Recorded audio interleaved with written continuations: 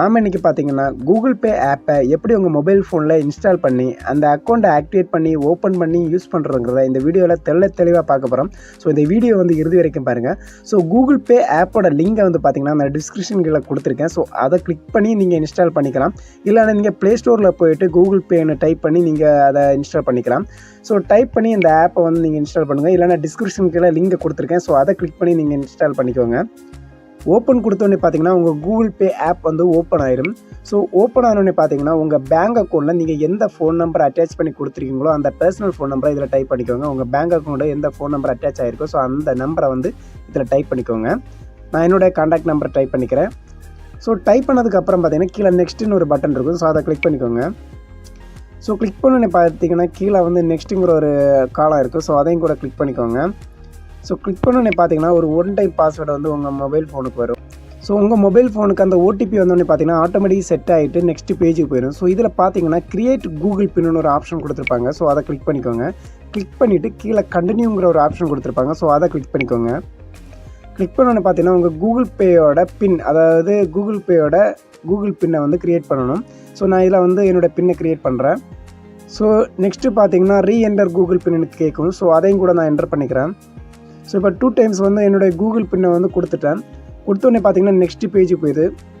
So இதில் பார்த்தீங்கன்னா என்னோடய அக்கௌண்ட் வந்து என்னுடைய ஃபோன் நம்பருக்கான அக்கௌண்ட் வந்து க்ரியேட் ஆகிடுச்சு. ஸோ இதில் கொஞ்சம் ஆப்ஷன்ஸ் அளவு கேட்கும். ஸோ அதை அளவு கொடுத்துவாங்க.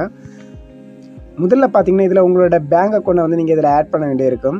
ஸோ இதில் பார்த்தீங்கன்னா ஆட் பேங்க் அக்கௌண்ட்டுங்கிற ஒரு ஆப்ஷன் கொடுத்துருக்காங்க. ஸோ அதை கிளிக் பண்ணிக்கோங்க.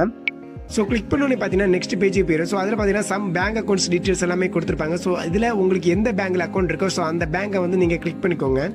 ஸோ உங்களுக்கு அக்கௌண்ட் இருக்க பேங்கை வந்து நீங்கள் கிளிக் பண்ணோன்னே பார்த்தீங்கன்னா கூகுள் பே ஆப் பார்த்தீங்கன்னா அந்த பேங்க் அக்கௌண்ட் உங்களுக்கு அவைலபிளாக இருக்கான்னு ஃபைண்ட் பண்ணிடும். ஸோ ஃபைண்டிங் பேங்க் அக்கௌண்ட் ஒரு ஆப்ஷன் ப்ராசஸாக ரன் பண்ணிக்கும். ஸோ ரன் பண்ணோன்னே பார்த்தீங்கன்னா அது நெக்ஸ்ட் பேஜுக்கு போயிடும். ஸோ நெக்ஸ்ட் பேஜில் பார்த்தீங்கன்னா யூபிஐ பின் வந்து கிரியேட் பண்ணுற பேஜ் காமிக்கும். ஸோ இதில் வந்து பார்த்தீங்கன்னா கீழே ப்ரொசீடுன்னு ஒரு ஆப்ஷன் கொடுத்துருப்பாங்க. ஸோ அந்த ப்ரொசீடுங்கிற ஆப்ஷனை கொடுத்துக்கோங்க.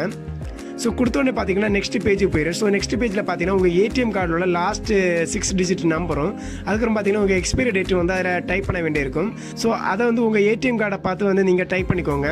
ஸோ டைப் பண்ணதுக்கப்புறம் பார்த்தீங்கன்னா நெக்ஸ்ட் பேஜுக்கு போயிடும். ஸோ அதில் பார்த்தீங்கன்னா கிரியேட் யுவர் யூபிஐ பின்னு ஒரு ஆப்ஷன் காமிக்கும். ஸோ அதில் வந்து கீழே வந்து கொடுத்துருப்பாங்க. ஸோ அதை வந்து கிளிக் பண்ணிக்கோங்க. கிளிக் பண்ணோன்னே பார்த்தீங்கன்னா நீங்கள் நெக்ஸ்ட் பேஜ் போனோடனே என்டர் ஓடிபின்னு ஒரு ஆப்ஷன் வரும். அதில் வந்து ஆட்டோமேட்டிக்கலி உங்கள் ஓடிபி வந்து ரெஜிஸ்டர் ஆகிடும். கீழே பார்த்தீங்கன்னா செட் யூபிஐ பின் இருக்கும். ஸோ அதில் உங்களுக்கு பிடித்தமான ஒரு பின் ஒரு 4 டிஜிட் நம்பரை வந்து கொடுத்துவோங்க. ஸோ அதே டைம் பார்த்தீங்கன்னா உடனே அதை கொடுத்த உடனே பார்த்தீங்கன்னா கீழே டிக் மார்க் இருக்குது. ஸோ அதை கிளிக் பண்ணிக்கோங்க. கிளிக் பண்ணோடனே பார்த்தீங்கன்னா கன்ஃபார்ம் பின்னு ஒரு ஆப்ஷன் வரும் மறுபடியும். ஸோ அதில் வந்து நீங்கள் ஏற்கனவே கொடுத்த பின்னை வந்து மறுபடியும் கொடுத்துவோங்க. கொடுத்ததுக்கப்புறம் பார்த்தீங்கன்னா கீழே இருக்க டிக் மார்க்கை மறுபடியும் கிளிக் பண்ணிக்கோங்க. ஸோ கிளிக் பண்ணோடனே பார்த்தீங்கன்னா கொஞ்சம் ப்ராசஸ் ரன் பண்ணிவிட்டு அக்கௌண்ட் வந்து ஆட் ஆயிடுச்சுன்னு ஒரு டிக் மார்க் காமிக்கும். உங்கள் கூகுள் பே அக்கௌண்ட்டில் வந்து ஆட் ஆயிரும். புதுசாக ஆட் பண்ண பேங்க் அக்கௌண்ட் இதில் வந்துடும். ஸோ இப்போ பார்த்தீங்கன்னா உங்கள் கூகுள் பேயில் பார்த்தீங்கன்னா 1க்கு மேற்பட்ட பேங்க் அக்கௌண்ட்டை வந்து ஆட் பண்ணிக்கலாம். ஸோ இந்த ப்ராசஸ் தான் நீங்கள் சிம்பிளாக பண்ணிங்கன்னா சிம்பிளாகவே உங்களுக்கு எவ்வளோ பேங்க் அக்கௌண்ட் இருந்தாலும் இதுக்குள்ளே ஆட் பண்ணிக்கலாம். ஸோ இந்த ப்ராசஸ் உங்களுக்கு ரொம்ப சிம்பிளாக இருந்திருக்குன்னு நினைக்கிறேன். இந்த வீடியோ உங்களுக்கு ரொம்ப சப்போர்ட்டாக இருந்திருக்குன்னு நினைக்கிறேன். இந்த வீடியோ ரொம்ப சப்போர்ட்டாக இருந்தால் கண்டிப்பாக கமெண்ட் பாக்ஸில் கமெண்ட் பண்ணுங்கள். மறக்காமல் லைக் பண்ணுங்கள். உங்கள் ஃப்ரெண்ட்ஸுக்கும் ஷேர் பண்ணி தகவலை தெரியப்படுத்துங்க. ஓகே ஃப்ரெண்ட்ஸ், பாய். நெக்ஸ்ட் வீடியோவில் நல்ல கலரை மீட் பண்ணுறேன். பை ஃப்ரெண்ட்ஸ், பாய்.